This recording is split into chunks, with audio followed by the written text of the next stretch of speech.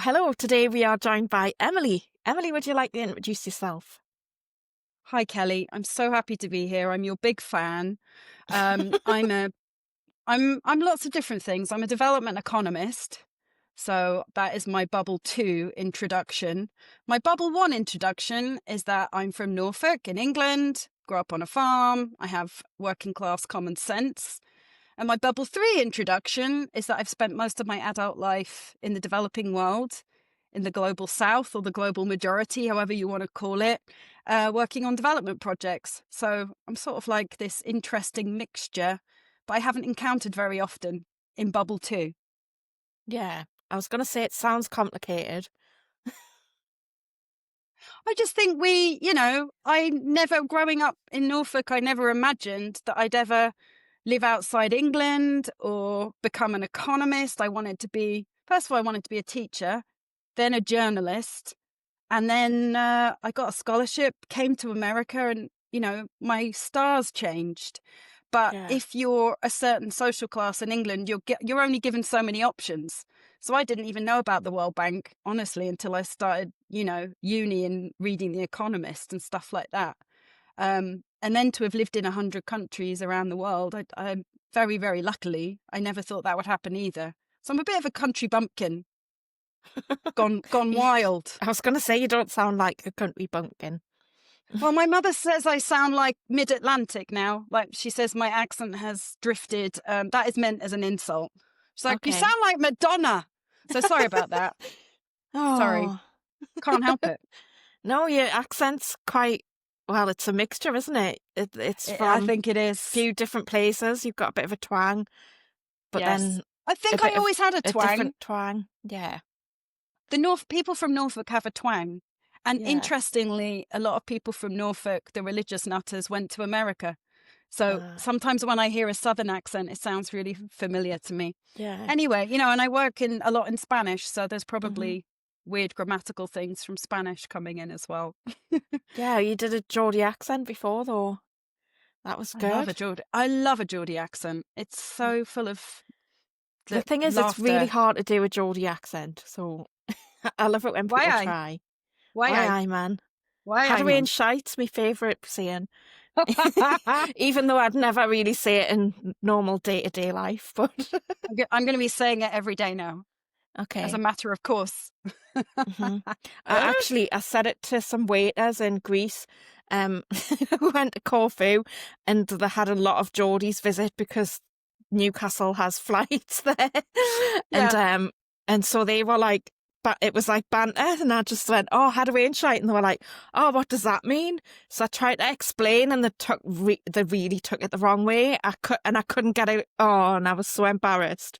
I felt awful. So I'm just It's like, loving. "What? It's Get meant in a loving lost." way. I know, but they just didn't get it. It was lost in translation. We are weird, the Brits. Although I have to say, I live in Nicaragua, and they have a similar banter that we have, in pubs in England, and I love it.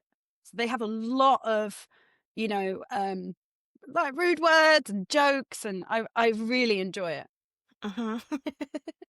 Yeah, there's nothing like a good bit of banter, unless the Love person you're banter. doing it with doesn't get it, and then Yeah, it's just awful. you can't banter at people. You have to banter with them. Yeah, but yeah, it's felt like that energy of when I was. But anyway, it was very embarrassing. Bless you. Well, Kelly, we're here to sell my book. That's what we're here to do. Come on, then sell your book. Whoop, whoop. So this cover was designed by a very young Nicaraguan artist, and we did a lot of iterations looking at colonial art. So you can see the throne and the flag reminiscent of the Spanish conquistadors, and this bad dude sitting here with the horns has on a sheep's mask, and then here are all the people that he's sitting on top of. So I think that, I do understand people don't tend to read books these days. So I wanted the cover to tell the story of the book, which is about good people doing bad things. And in the international aid space, that's particularly hurtful to my heart because we said that we were going to make the world better. It's not like we're Exxon or a tobacco company. We are supposed to be dreaming of a world free of poverty. as the motto goes, above the World Bank doors. Yeah. And not only did we fail to do that over 80 years, but we actually did some very bad things, perhaps unwittingly, sometimes deliberately. So that's what the book is about. But as I was telling you, it's written in bubble one language, cheeky, working class, because there's plenty of books written for economists and my peers, and people haven't really listened to them. And I wanted to write a book for everybody. I don't know if you've seen that USAID was shuttered, and a lot of the commentary from my peers was, well, people are just stupid. They don't understand what we did. They just don't understand how great we were. And I completely disagree with that. I think people had a feeling in their gut that something was awry and money was being wasted. And here I give the backup to that feeling that, yes, indeed, you were right with your gut feeling. Money was being wasted. And I explain how that happened and why, so that we can perhaps fix it. Yeah. And that's the whole point of telling the truth, isn't it, really? So that we can fix things, but people don't take too kindly when you tell the truth, do they? Oh, that's so true, Kelly. I've really had a lot of pushback from my peers, like the LinkedIn people. I Yeah. consider LinkedIn like a lot of people with made up jobs and virtue singling and like, I am humbled. I'm not humbled. And they have an emotional response to what I'm saying, but it's not technical. But No. mostly my clients and colleagues from Bubble 3, from the global majority, the global South, have all said, thanks so much. We really appreciate it that you're saying this and that you're speaking up. And that really gives me strength in, the terror of releasing a book. It's terrifying. Yeah. But I know it was the right thing to do. I was waiting for someone else to write about it who was smarter and better known than me, but they never wrote it. So turns out I had to write it. Yeah, definitely. And I think that's really good to make it accessible to everyday people who need to know. They do need to know, and especially young people. I know young people worry about poverty and they worry about climate change, and they want to try and make the world a better place the best they can. And so I see this as a bit of a roadmap and also a bit of a, advert for studying economics, because it's not a beloved subject. It's widely misunderstood because people think economics equals free market capitalism. And that's just not true. Economics is a toolkit to understand our world.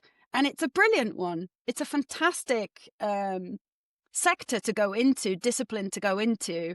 But I think a lot of people are put off and think, oh, I'm going to do development studies, which, Kelly, is BS. I generally tell people, don't study anything with the word studies in it. Mm. Like, be an engineer, be a doctor, be an economist, be an anthropologist. But when you've got studies in the title, you might not get a job at the end of it. And if you're independently wealthy, that's fine. But I certainly wasn't. Yeah. And, we have to worry about paying the That's rent. that's my bugbear with most university courses, actually. It's that Really? there's no Yeah, job at the end of it. mine too. And increasingly that's so. And it worries me. It really, you don't want to waste 4 years and a lot of money, especially here in America. People get into $200,000 of debt. It's Goodness. insane. And I have to say, thanks to being from Norfolk and being a bumpkin, I got my university paid for because it was means tested. I'm from a single parent family, first woman to go to uni. So thank you to Norfolk County Council. I love you Yeah. guys. Yeah. And it's given you opportunities. So yeah, I haven't got anything against university education per se, but like anybody comes to me and says, "What's your advice?" It's like, well, unless you need it, don't do it, because there's just so many downsides. In America, if you don't have a bachelor's, you live 7 years less than if you Right. do. So I tell people you should absolutely do your BA, but go to a local college, do it as cheaply as you possibly can, knock it out, just get it done, because Mm-hmm. the gains outweigh the, downfalls. But you don't have to go to an Ivy League. No one really cares. You just got to get it Yeah. and then move on. Yeah. haven't got any experience of any other country's university system. I just know about the UK, and there's Yeah. so many universities sprung up, and there's loads of degrees like, well, what used to be women's studies was now gender studies. So it's obviously it's nothing to such do with BS, women Kelly. anymore. Uh-huh. Well, Kelly, one of the themes of the book, perhaps the two most controversial themes, other than the big controversy that I'm saying aid hasn't worked, the World Bank has failed, the United Nations is on its last legs, and talking about why that is, I also touch on the impact of gender ideology in my sector.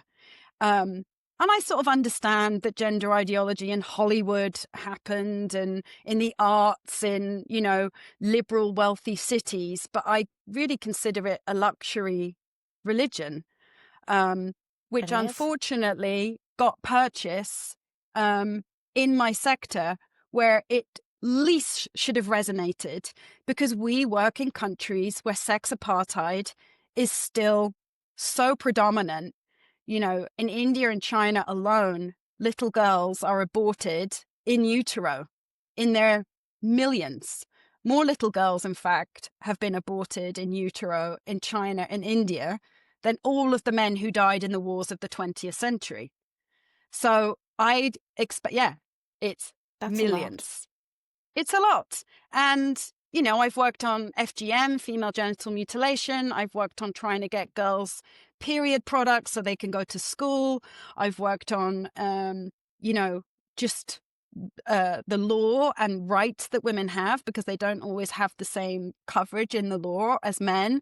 So there are, so many challenges in developing countries that the fact that people in my sector embrace this wacky, silly luxury belief was particularly abhorrent to me, because I thought we knew better. I thought we were the adults and we could just say, yeah, that's for the people in London and New York who drink cappuccinos in posh cafes. I thought we knew better. But it really underscores the lack of integrity of so many people in my sector. And it's only Reem Al-Salem at the United Nations who has spoken up against this. And, as you know, UN Women now includes men. Reem is not given a salary by the United Nations, and she's a lawyer. She's not an economist. Most people at the World Bank are economists. So I am very upset with the economists of the world who haven't spoken up. I suppose Maya Forstater also was working for the Center for Global Development, but she's a tax expert. But good for her for standing up. And it's interesting that it was people in Washington, D.C. in Bubble 2 who gave her all that trouble and, launched all of that, all of those legal shenanigans that she, thank goodness, won. Yeah, thank goodness. Because we'd be in a very worse place if she hadn't won. We would.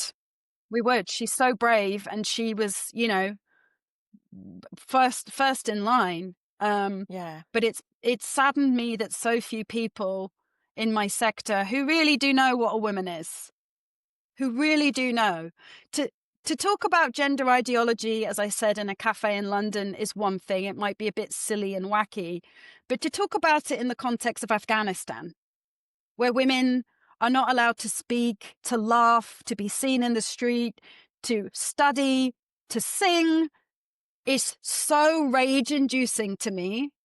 I am so horrified and disappointed with my fellow economists, development economists, that I think that rage definitely propelled me to finish the book and get it out. Yeah, absolutely. And it sounds like the world needs your book.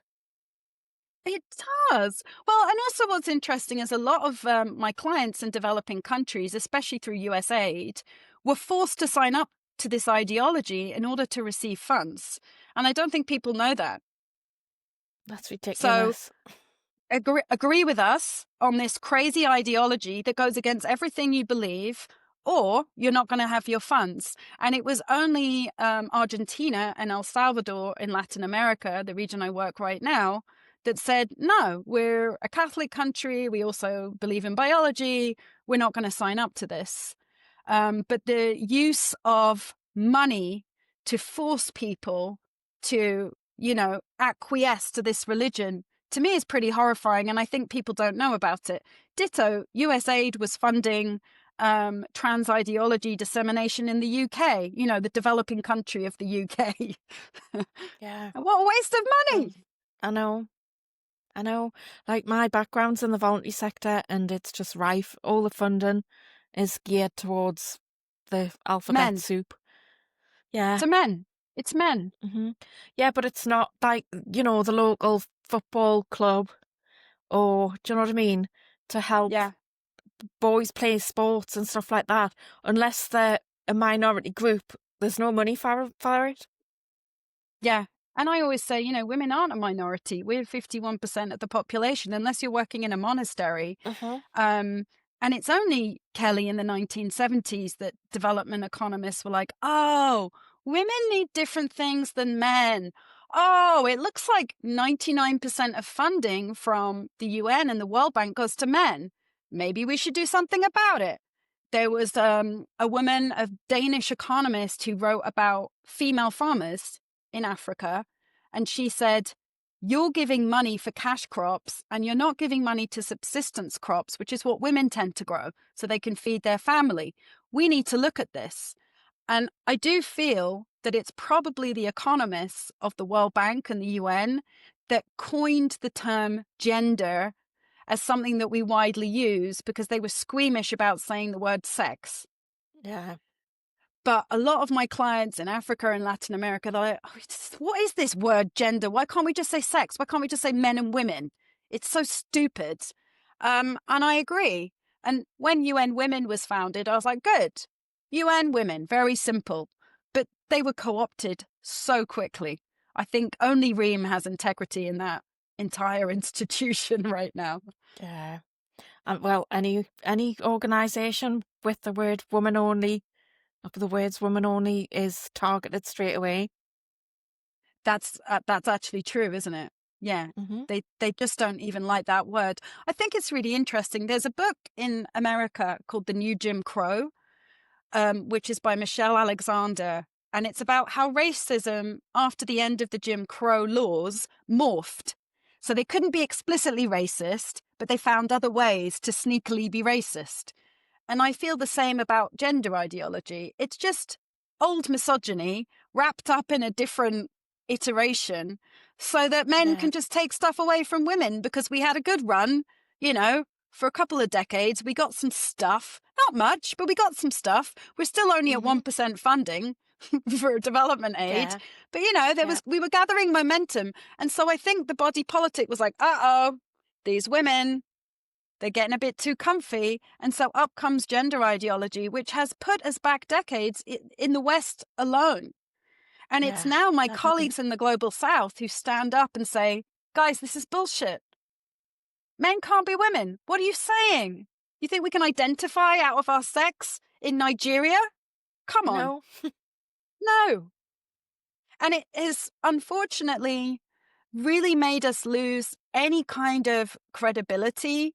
And especially for people who care about climate change, they should really care about gender ideology too, because the two things are put together. There were lawn signs in the US during the election campaign that said COVID was a hoax, man-made global warming is a hoax, and men can't be women. So it has allowed people to question science that I think man-made climate change is a thing.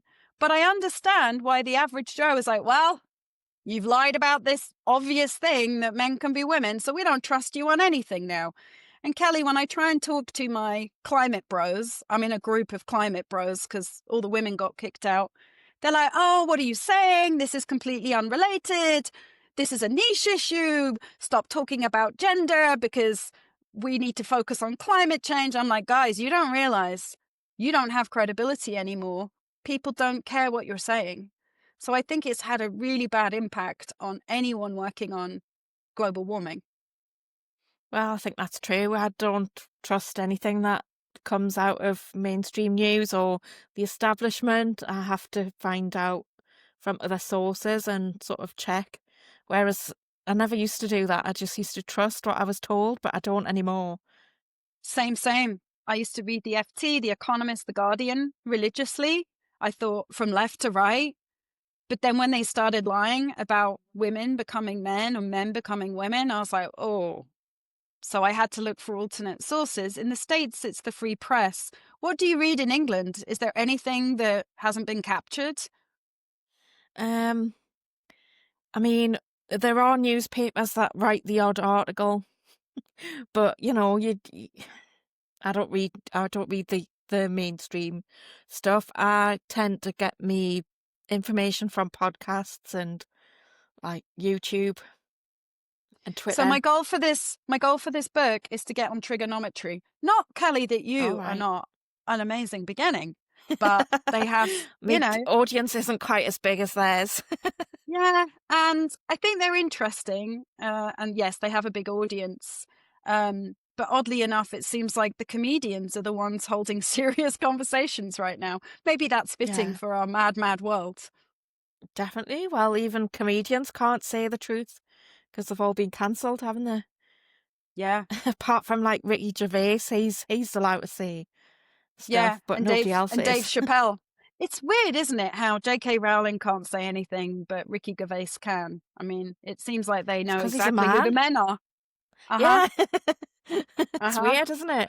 But Well, then you know what? Graham Linehan can't either, so That's right. That's weird, isn't it? Poor Graham. I think it's because he's so left wing though.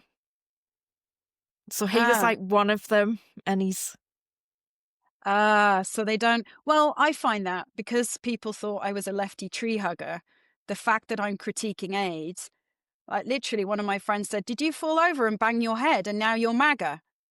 There's just no room. There's no room for debate. And, uh-huh. I live in America. When I first moved here, I was such an unreconstructed, Labour voting, lefty tree hugger. And as time went on, I got more Republican friends because they just didn't care if I agreed with them. They were perfectly Yeah, fine to say, all right, you have your opinion, but we like you. Think you're a yeah. nice person to hang out with. Whereas Mm-hmm. my friends on the left are so intolerant. It's like, oh, if you don't adhere to the 10-point, manifesto, you're out and you love Donald Trump.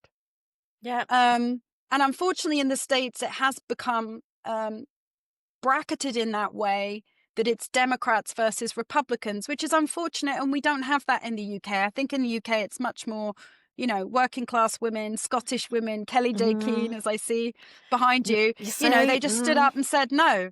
Oh, am I wrong on yeah, that? no, I think that does happen here, and I was traditionally more left wing, but my left leaning friends didn't like it when I started asking questions. So I've been ousted from the left too, and I'm more comfortable with, well, Kelly J. Keane was left wing as well. Same's happening to all left wing women, really, who are asking questions. Yeah, it's It's the same unfortunate, isn't things it? happening. Because Yeah. I say the left left me. I didn't leave the left. I'm still a Keynesian Hmm. economist. I believe in, kind of industrial policy, stuff like that, very lefty econ stuff. But the intolerance of our side is But really as well, terrifying. I think as I got to know what their what their thoughts were and how intolerant they were, I just don't agree with anything on the left anymore either. So Yeah, yeah, I'm not sure if I've moved more right wing. I probably haven't moved that much, but it feels like I've moved a long way from where they are. I feel like honestly, most people are in the middle, and Yeah. the name left and right, it doesn't really apply anymore. No, it And, doesn't. right wing is thrown around as an insult for people who don't want mass immigration. And actually, most people don't want mass immigration. It doesn't mean they're racist. And they keep saying People that the want loan. far right is a danger, but actually it's the far left. This is what we're seeing. The far left are terrifying. I agree. And they're the ones especially attacking women in masks. Hmm. Yeah, But it's very rare that people stand up against this, especially in elite, international aid circles. We haven't even begun to understand the damage that was done starting with Obama. And for example, here in Washington, D.C., there are no longer single-sex toilets. that's insane. Men are in no single sex toilets. Imagine every restaurant you go to, every gym you go to, prisons are full, female prisons are full of men, domestic violence shelters for women are full of men, and nobody cares. And if I say something, people look at me like I have two heads. But again, I think it's an elite, middle, upper class religion that mostly working class women are at the, blunt end of it. And so people just don't care. It's like Emma Watson. When does she have to go to a public toilet? I know. And I think in the UK, the class thing's been quite insidious over a long time, and that doesn't really, I know, like, I've got friends all over the world since I started doing my podcast, and they just don't get it in the same way. They just don't have that. But yes, the working classes are really looked down on in the UK. They really, really are. When I did really well in my A-levels, I really didn't want to stay in Norwich and Norfolk. I wanted to get the hell out. I worked really hard. I did really well. Got into Oxbridge, and my head of sixth form said, "Don't go there. They're all posh. They're going to hate you."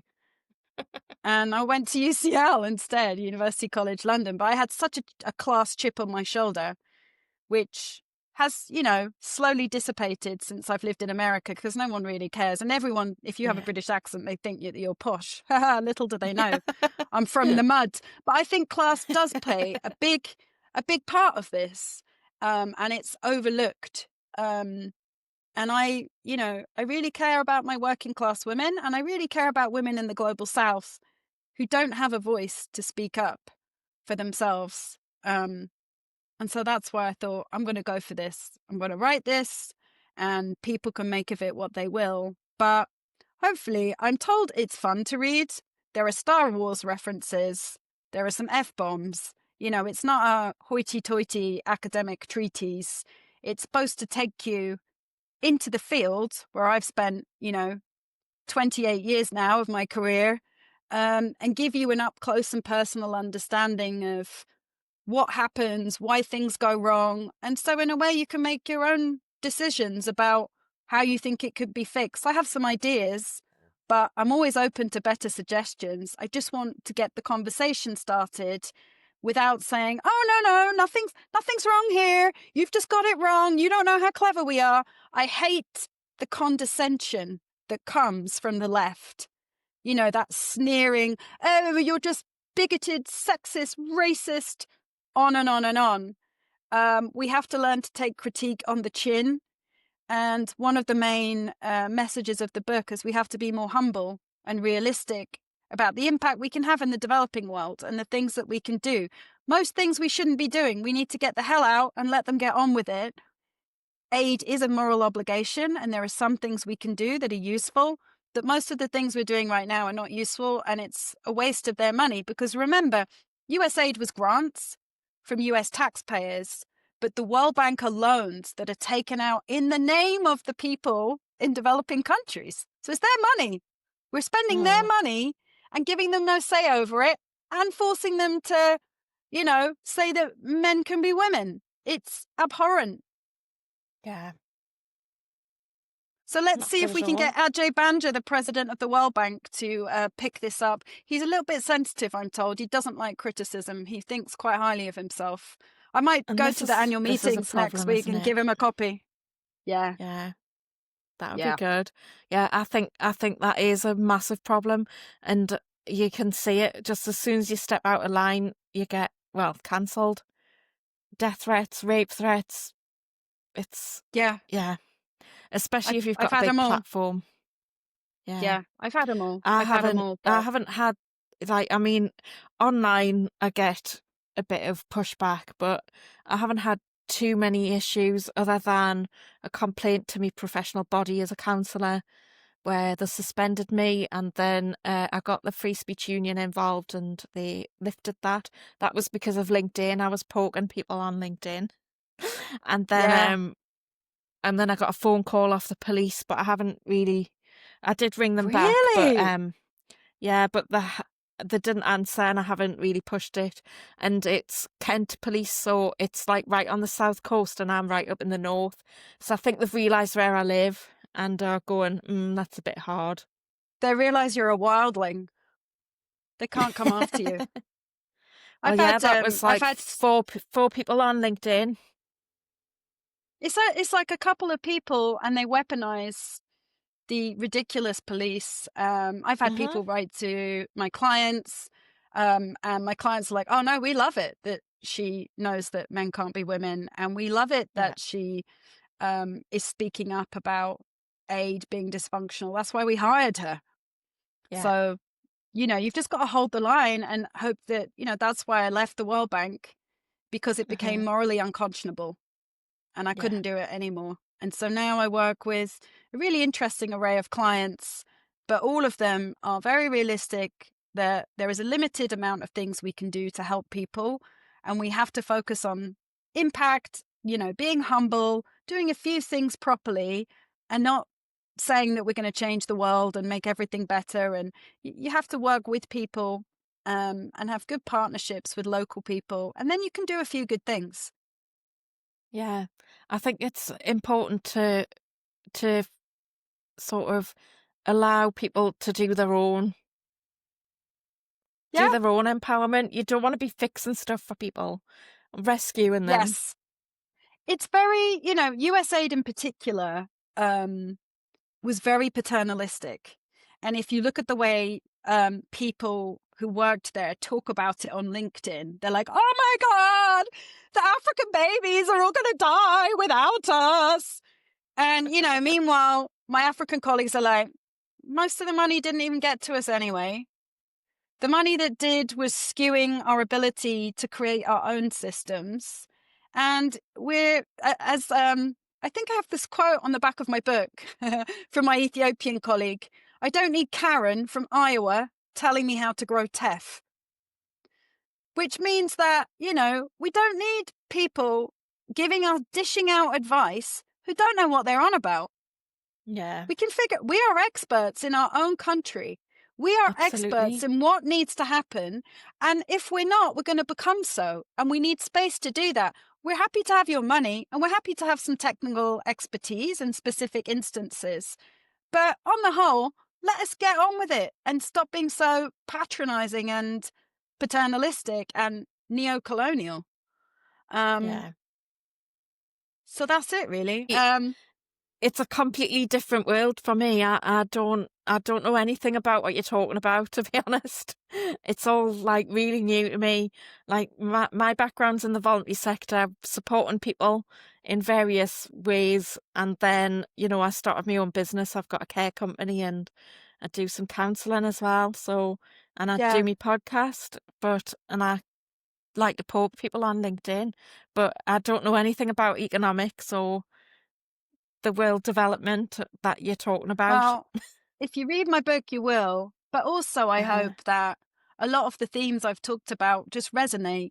People being brave enough to speak out, dysfunctional things carrying on and on just because of Uh-huh. inertia and nobody's speaking up, and just trying to be a bit more humble and realistic and stop patronizing working class people.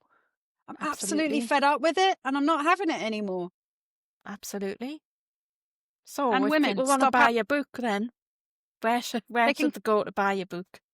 They can go on Amazon. It's Okay. amazon.com or amazon.co.uk and search Aid Inferno. It was going to be called Confessions of an Economic Hitwoman, but I changed it because because there's a book called Confessions of an Economic Hitman, and it's a New York Times bestseller, and John Perkins is one of my mentors. And then young people were like, "Oh, that sounds boring."